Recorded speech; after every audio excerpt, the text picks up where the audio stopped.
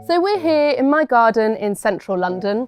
It's a far cry from a pastoral idyll, but I still grow all sorts of things to eat and enjoy in this little space, and I can't wait to show you how.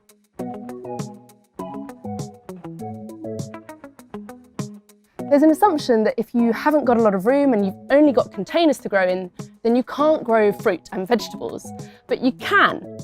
So we're going to start with herbs. They are my absolute favourite edible to grow.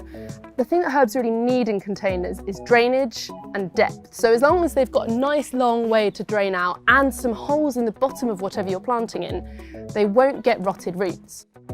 I want to talk about basil. This will be familiar to anyone who's picked one of these up for 70p and then watched it die on their kitchen counter. If you look at that, you can see the neat cross in the herbs of the root. That's because way too many basil plants have been planted in one little pot. And so what I'm going to do is split this root ball.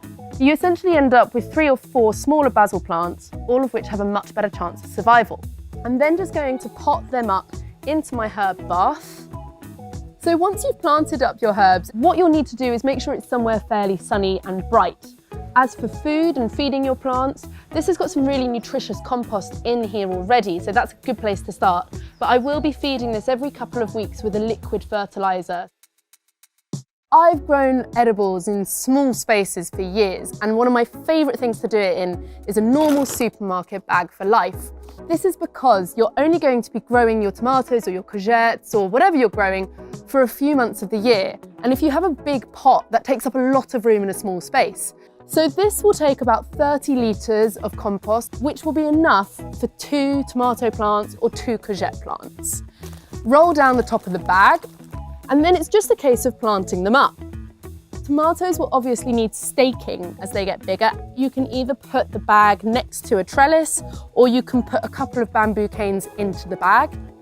As the season goes on and they grow bigger, just like the herbs, it's a fortnightly feed until they start to flower and fruit, and then you'll want to switch to tomato feed, which will encourage growth of bigger vegetables. And there you go. Even if you've only got a small space or you've only got containers to grow in, that's how you can grow yourself something to eat this summer.